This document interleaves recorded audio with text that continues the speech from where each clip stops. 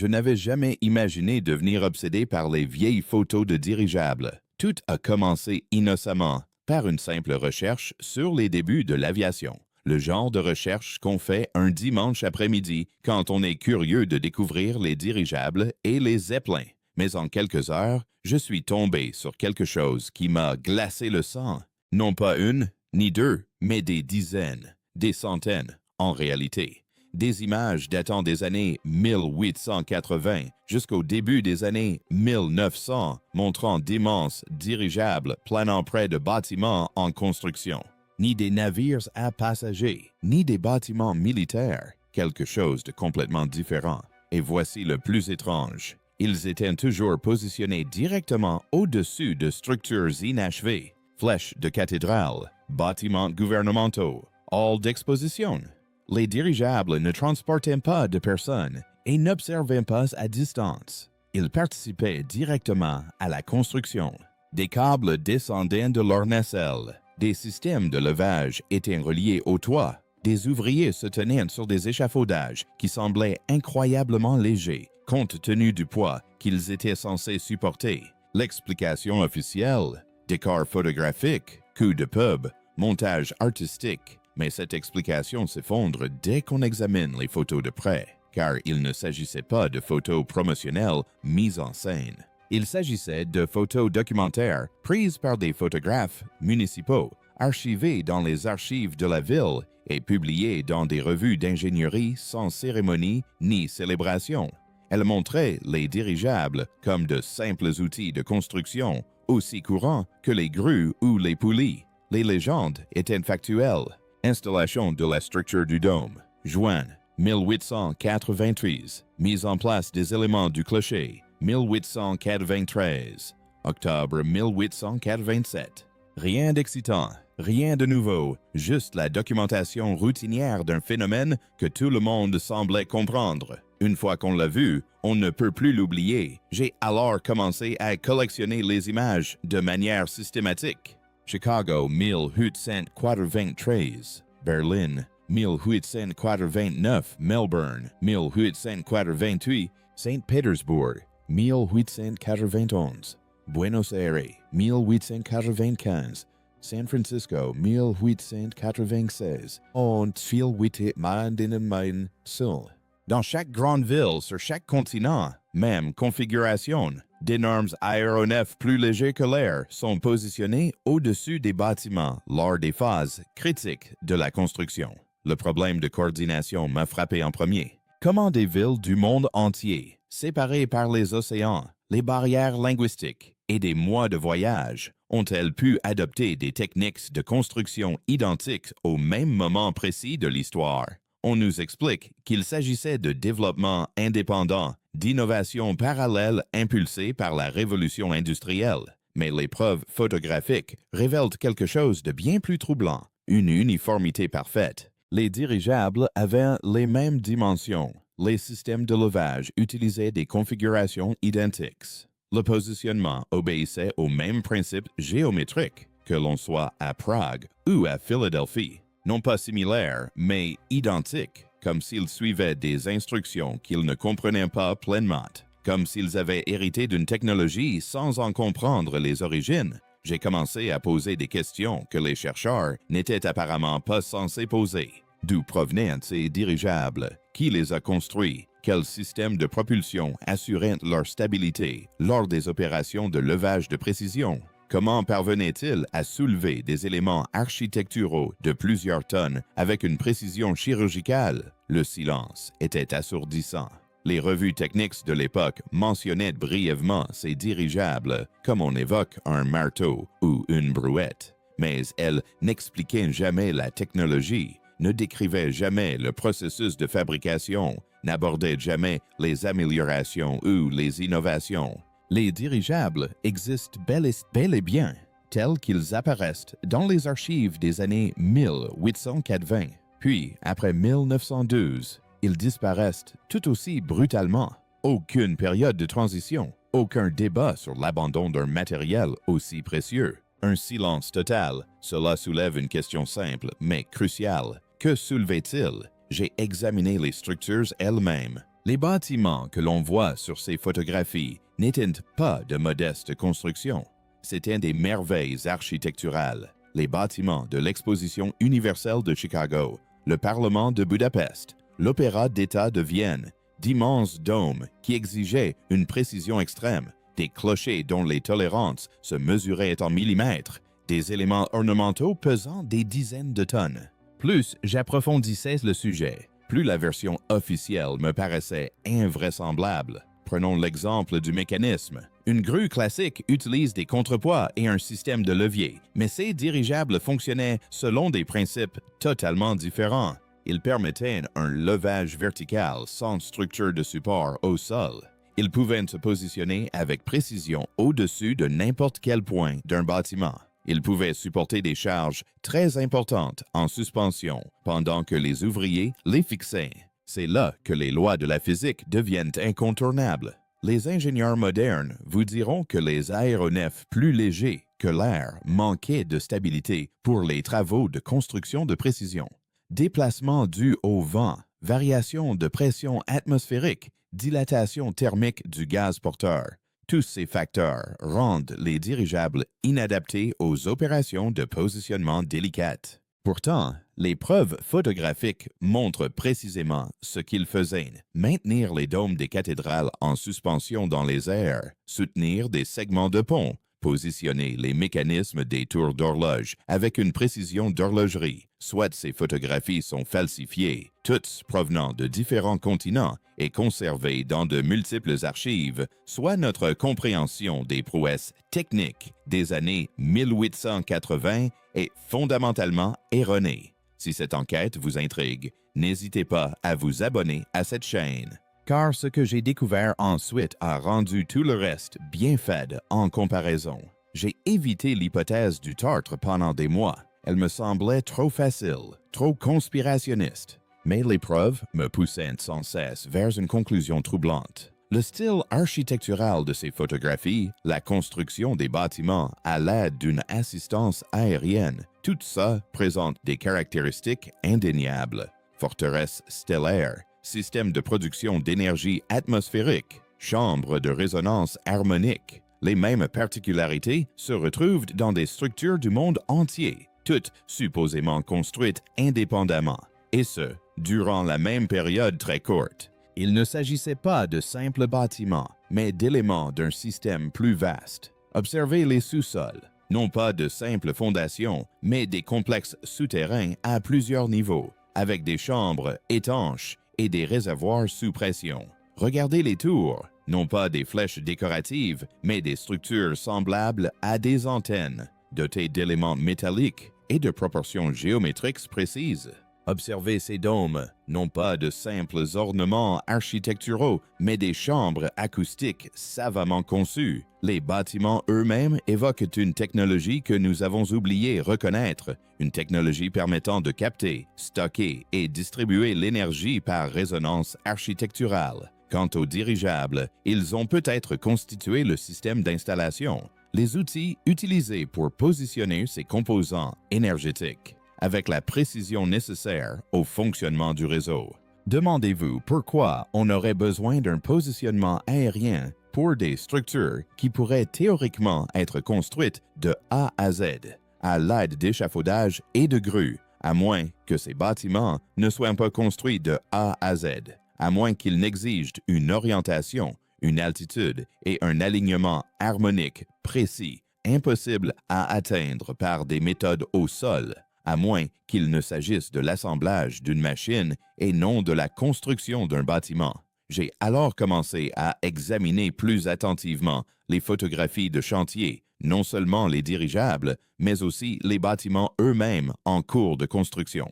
Voici ce qui m'a interpellé. Les structures sur ces images ne montrent aucune trace de construction progressive, aucun mur partiellement achevé, aucune charpente apparente, aucun assemblage brique par brique. On observe plutôt des sections complètes, des étages entiers, des ailes entières, d'immenses segments de dôme apparaissant comme des éléments unifiés positionnés d'en haut. Ce schéma se répète d'une ville à l'autre. D'imposants composants préfabriqués sont mis en place par des aéronefs. Mais préfabriqués où? Avec quelle capacité de production? Par quel réseau de transport acheminer des éléments architecturaux de plusieurs tonnes à travers les continents? Les archives officielles restent muettes. J'ai trouvé des manifestes d'expédition recensant des éléments architecturaux et des composants structurels arrivant dans les ports du monde entier dans les années 1880. Mais les manifestes ne précisent jamais les points d'origine, ne nomment jamais les fabricants, n'expliquent jamais comment des pièces aussi massives et d'une telle précision ont pu être produites à une époque censée se limiter aux outils manuels et à la vapeur. Pas de décennies de construction lente, pas de techniques de maçonnerie traditionnelle, pas d'assemblage progressif, mais des éléments architecturaux complets arrivant du ciel, déjà formés et positionnés. C'est là que l'enquête devient véritablement troublante. J'ai cherché des spécifications techniques, des manuels de construction, de la documentation expliquant le fonctionnement de ces systèmes de construction aérienne. Je n'ai rien trouvé, ni des documents incomplets, ni des preuves fragmentaires, mais une absence totale, comme si quelqu'un avait systématiquement effacé toute trace de cette technologie. Les revues de construction des années 1880 décrivent en détail les méthodes de construction traditionnelles, techniques de pose de briques, composition du mortier, assemblage de bois. Mais lorsqu'il s'agit des systèmes de positionnement aérien visibles sur des milliers de photographies, c'est le silence complet. Les revues spécialisées font comme si les dirigeables n'existaient pas, alors même que les archives municipales attestent de leur présence constante. Les bibliothèques suppriment des sections. Les archives classent des documents comme perdus. Les écoles d'ingénieurs ont cessé d'enseigner des cours qui figuraient dans les catalogues des années 1880, sans laisser de manuel, de notes de cours ni de dossiers d'étudiants. Plus j'approfondissais mes recherches, plus cette disparition devenait flagrante. Et voici le plus troublant. Il ne s'agissait pas d'une obsolescence progressive, mais d'une suppression systématique. Les brevets relatifs à la construction aérienne déposés entre 1880 et 1910 ont été soit détruits dans des incendies, soit reclassés en vertu de restrictions de sécurité nationale toujours en vigueur aujourd'hui. Les photographies conservées aux archives municipales révèlent des dégâts, non pas des dégâts d'eau, ni une lente dégradation, ni un accident, mais un acte de vandalisme délibéré. Plus précisément, les parties montrant les systèmes de gréement et les mécanismes de fixation ont été grattés, brûlés, enlevés avec précision. On nous a caché le fonctionnement de ces systèmes. Plus nous approfondissons cette énigme, plus ses implications deviennent stupéfiantes. Suivez-moi. Soyons clairs, ce que je décris n'aurait pas pu se produire par développement indépendant. Buenos Aires, en 1895, utilisait exactement la même technique de positionnement aérien que Saint-Pétersbourg en 1891. Les configurations de câbles étaient identiques. Les points de fixation sur les bâtiments suivaient les mêmes principes géométriques. Les dirigeables ont conservé la même position relative durant les procédures d'installation. Comment?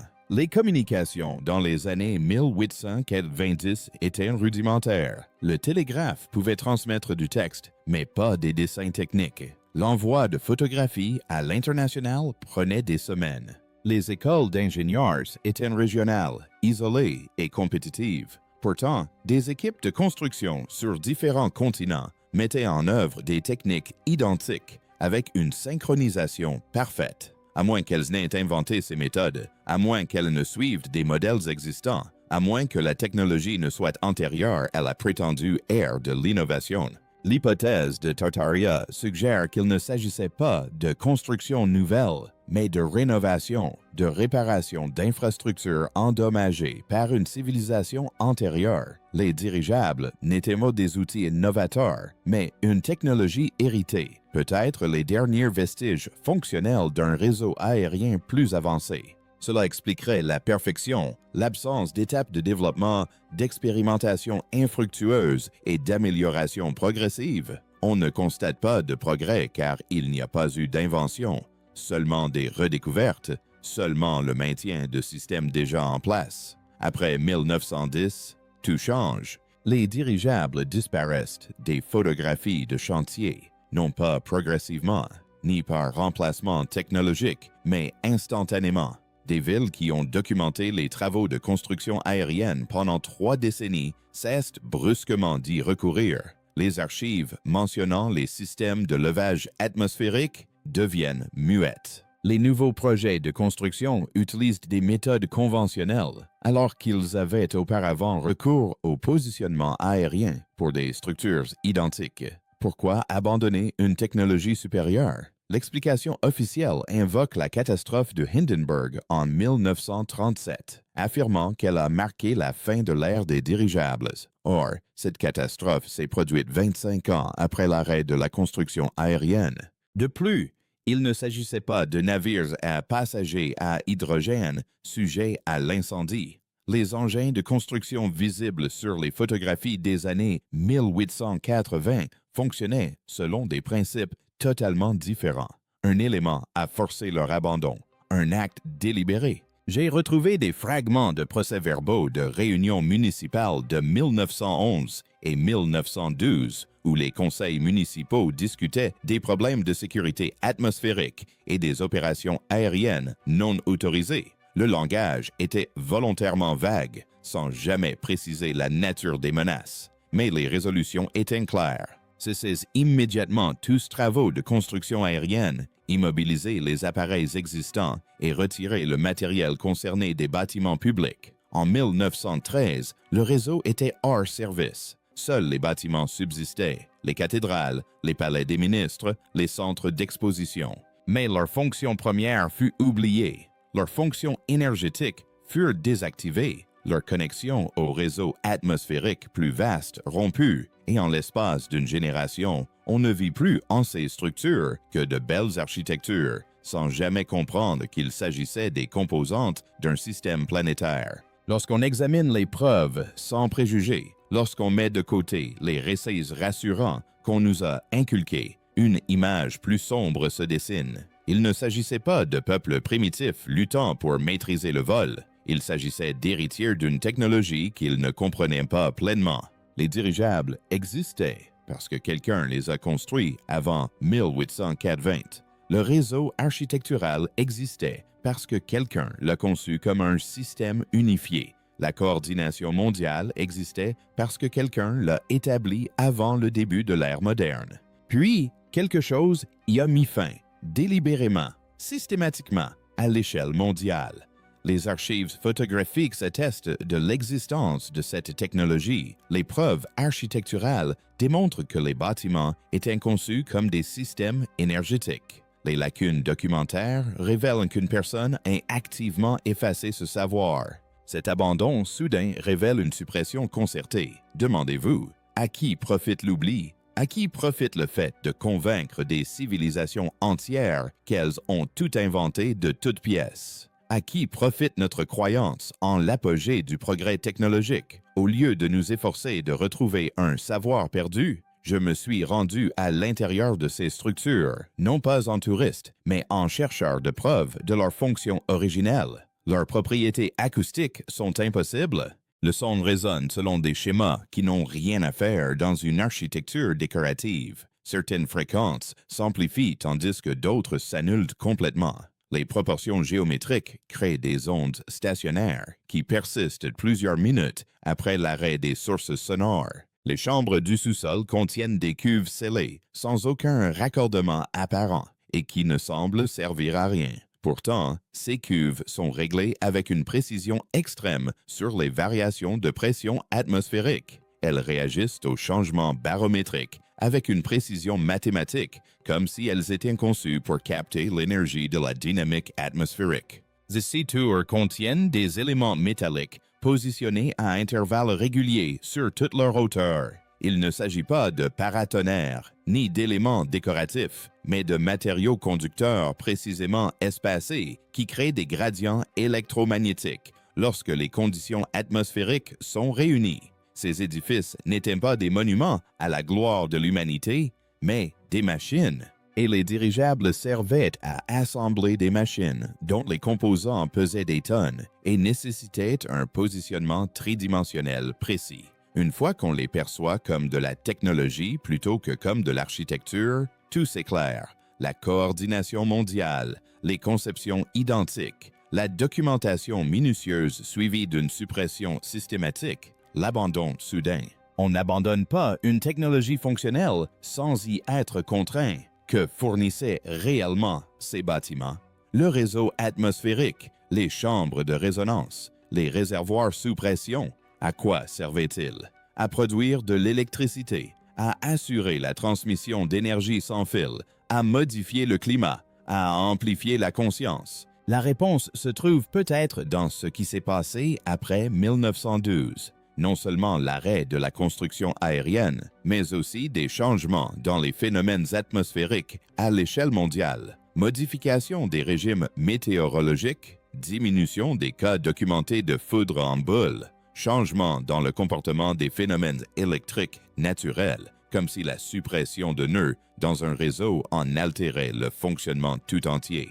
Qui a ordonné cette fermeture? Quelle autorité a enjoint aux villes de tous les continents d'abandonner simultanément une technologie sur laquelle elles s'appuyaient depuis des décennies? Quelle force disposait de l'influence et du pouvoir nécessaires pour coordonner une telle suppression à l'échelle mondiale? Ces questions me hantent, car tout porte à croire que cet effacement se poursuit. Des photographies continuent de disparaître des archives, des copies numériques se corrompent mystérieusement. Les chercheurs qui approfondissent trop les sujets perdent leur financement ou sont mis au ban du monde universitaire. Les mécanismes de l'oubli sont toujours à l'œuvre, ils protègent encore quelque chose. Nous vivons quotidiennement parmi ces bâtiments. Nous admirons leur beauté, photographions leurs façades, organisons des cérémonies dans leurs salles, sans jamais nous interroger sur les raisons de leur construction si imposante, de leur ingénierie si précise, de leur perfection mathématique. Nous acceptons la version officielle selon laquelle des peuples primitifs armés d'outils manuels ont bâti des merveilles architecturales que l'ingénierie moderne peine à reproduire. Nous ne questionnons pas la complexité de leur conception. Nous ne remarquons pas les documents manquants. Nous ne nous interrogeons pas sur ces dirigeables qui, sur des milliers de photos, planent comme des anges mécaniques au-dessus de structures en construction. La vérité, plus profonde, est bien plus troublante qu'une simple théorie du complot. Nous ne sommes pas seulement ignorants de notre passé technologique. On nous a appris à détourner le regard, conditionnés à accepter l'impossible comme une vérité historique, à croire que remettre en question le récit officiel fait de nous des imbéciles plutôt que des enquêteurs. Mais les bâtiments sont toujours là. Les photographies ont survécu. Les preuves matérielles persistent malgré toutes les tentatives d'effacement. Et quelque part, dans des archives scellées et des documents classifiés, dans des collections familiales et des archives municipales oubliées, la documentation complète du réseau céleste de Tartaria existe encore, attendant qu'une personne assez courageuse pour rassembler les pièces du puzzle, assez patiente pour en déchiffrer les schémas, assez obstinée pour poser la question interdite. Et si nous n'avions pas inventé la civilisation? Et si nous l'avions héritée, partiellement détruite, puis prétendu l'avoir construite nous-mêmes? Les preuves suggèrent quelque chose de bien plus vaste qu'une simple révision historique. Cela évoque une technologie délibérément oubliée, un réseau systématiquement désactivé, une civilisation effacée si complètement que remettre en question son existence vous fait passer pour un irrationnel. Mais lorsqu'on se tient au pied de ces édifices impossibles, lorsqu'on examine les photographies qui n'auraient jamais dû survivre, lorsqu'on retrace le schéma global que prétend l'histoire officielle, on réalise que la vérité a toujours été là. On cesse tout simplement de regarder vers le haut.